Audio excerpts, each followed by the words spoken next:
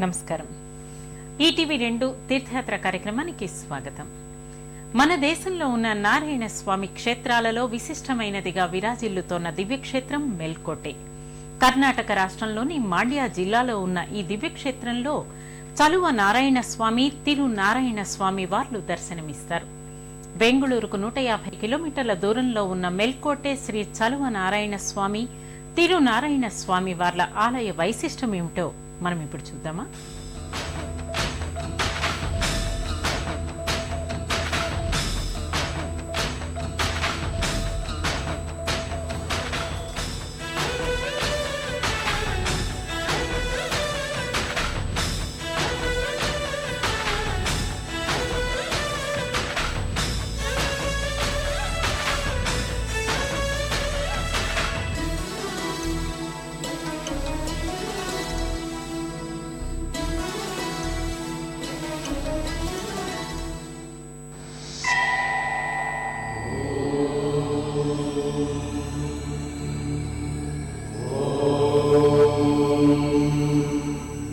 మెల్కోటే దివ్యక్షేత్రం బద్రీనాథ్, శ్రీరంగపట్నం, తిరుపతి లాంటి దివ్యక్షేత్రాలతో సమానమైన ప్రాశస్త్యం గల క్షేత్రంగా విరాజిల్లుతోంది. సాక్షాత్తు దత్తాత్రేయుల వారు ఇచ్చట వేదాలను తన శిష్యులకు ఉపదేశించడం వల్ల ఈ క్షేత్రానికి వేదాచలమని, నారాయణాద్రని పేరు వచ్చినట్లు చెబుతారు. మెల్కోటేకు చేరుకున్న భక్తులు ముందుగా ఇక్కడకు సమీపంలోని కళ్యాణి తీర్థానికి చేరుకుంటారు. పవిత్ర నదులన్నీ అంతర్వాహినులుగా కలుస్తున్న ఈ కళ్యాణి తీర్థంలో స్నానాధికాలు చేస్తే సమస్త కల్మషాలు మటుమాయమవుతాయని చెబుతారు.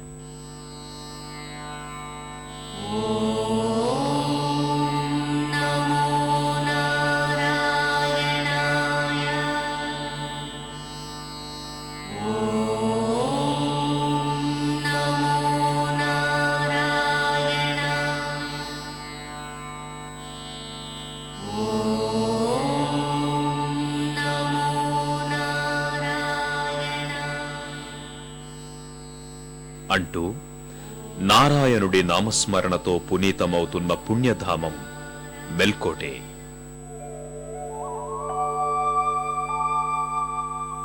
ఓ అద్భుతమైన దృశ్యకావ్యాలను ఆవిష్కరించే ఈ దివ్యక్షేత్రం కర్ణాటక రాష్ట్రంలోని మాండ్య జిల్లాలో బెంగళూరుకు సుమారు 150 కిలోమీటర్ల దూరంలో ఉంది.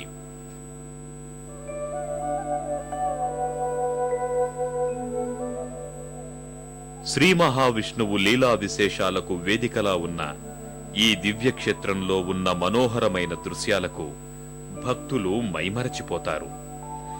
మెల్కోటే దివ్యక్షేత్రాన్ని చేరుకోవడానికి బెంగళూరు వరకు రైలు లేదా బస్సులో ప్రయాణించి అక్కడ నుంచి బస్సులో ఈ దివ్యక్షేత్రాన్ని చేరుకోవచ్చు. ఈ దివ్యక్షేత్రాన్ని చేరుకునే మార్గం భక్తులకు కనువిందు చేస్తుంది. మనోహరమైన ప్రకృతి దృశ్యాలను ఆవిష్కరించే ఈ మార్గం వెంట ప్రయాణం ప్రకృతిని ప్రేమించే ప్రతి భక్తునికి ఓ ఆటవిడుపు.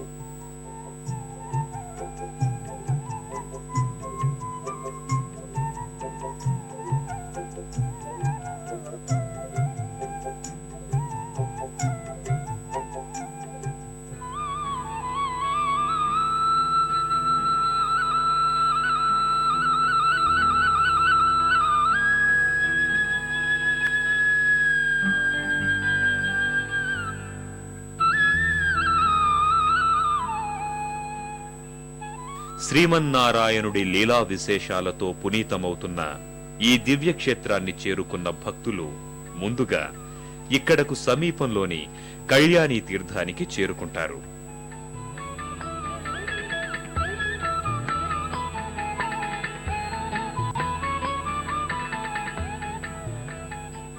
అత్యంత పురాతనమైందిగా, మహిమాన్వితమైందిగా విరాజిల్లుతోన్న ఈ కళ్యాణి తీర్థం అందాలు చూడడానికి 2 కనులు కూడా చాలవు అంటే అతిశయోక్తి కాదు. ప్రశాంతమైన వాతావరణంలో, అద్భుతమైన కట్టడాలతో అందంగా, ఆహ్లాదంగా దర్శనమిచ్చే ఈ కళ్యాణి తీర్థం అత్యంత మహిమాన్వితమైందిగా చెబుతారు. హిరణ్యాక్షుని వల్ల పాతాళంలోకి నెట్టివేయబడిన భూదేవిని శ్రీ మహావిష్ణువు ఆదిశ్వేత వరాహ రూపాన్ని ధరించి హిరణ్యాక్షుని వధించి ఆ తల్లిని రక్షించాడట. ఆ క్రమంలో శ్రీ మహావిష్ణువు ఆమెను తన కోరలపై దాల్చి సముద్ర గర్భం నుంచి పైకి తీసుకుని వచ్చి స్థాపించాడట. ఆ సమయాన ఆ దివ్య దంపతులకు కలిగిన మహాశ్రమచే వారిరువురి దివ్య శరీరాల నుంచి విపరీతంగా స్వేదజలం ఏర్పడిందట. ఆ స్వేదజలమే కళ్యాణి తీర్థంగా మారినట్లు పురాణాల ద్వారా అవగతమవుతోంది.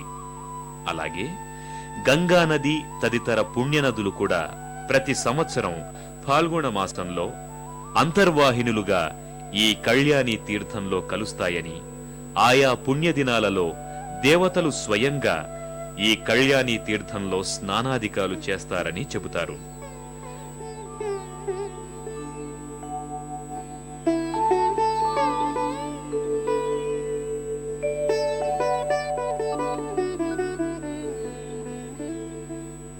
ఓ అద్వితీయమైన అనుభూతుల్ని స్వంతం చేసే ఈ కళ్యాణి తీర్థంలో ఓ పక్క భువనేశ్వరి మండపం, దాని పక్క దారా మండపం దర్శనమిస్తుంది. దారా మండపంలో ఏటా దేవుడి పెళ్లి చేస్తారు. మెల్కోటేలో ఉన్న యాదగిరి కొండ సహ్య పర్వతానికి తూర్పుగాను, కావేరీ నదికి ఉత్తరంగాను దర్శనమిస్తుంది. ప్రశాంతమైన వాతావరణంలో మనోహరమైన దృశ్య కావ్యాలను ఆవిష్కరించే ఈ దివ్యక్షేత్రంలో ఉన్న చలువ నారాయణ స్వామి వారి ఆలయాన్ని జగద్గురు రామానుజాచార్యుల వారు జీర్ణోద్ధరణ చేసినట్లు చారిత్రక ఆధారాల ద్వారా తెలుస్తోంది.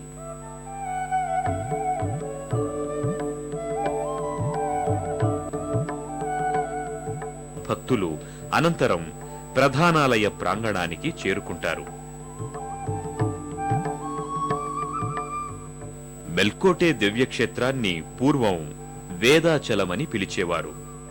దత్తాత్రేయుల వారు ఇచ్చట వేదాలను శిష్యులకు ఉపదేశించడం వల్ల ఈ క్షేత్రానికి వేదాచలమని, నారాయణాద్రి అని పేర్లు ఏర్పడినట్లు తెలుస్తోంది.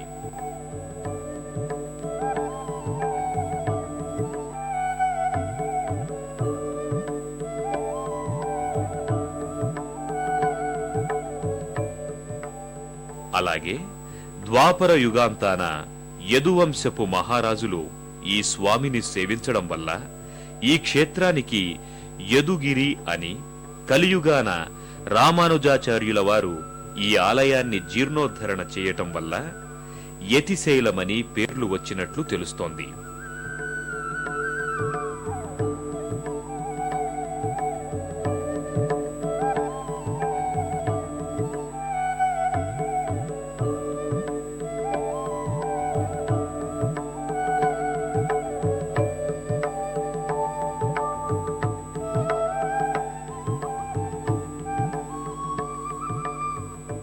ఆలయ ప్రాంగణంలో ప్రధానాలయానికి ఎదురుగా ఆ కాలం నాటి రాతి ధ్వజస్తంభం దర్శనమిస్తుంది.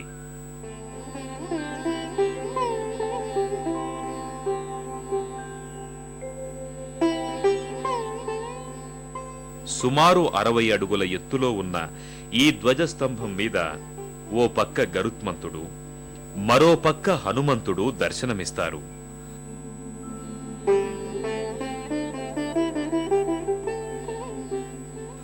ఆలయం లోపల స్వామివారి ఆలయానికి ఎదురుగా మరో ధ్వజస్తంభం కూడా భక్తులకు దర్శనమిస్తుంది. ఈ ధ్వజస్తంభ దర్శన మాత్రం చేతనే పుణ్యఫలాలు లభిస్తాయని చెబుతారు.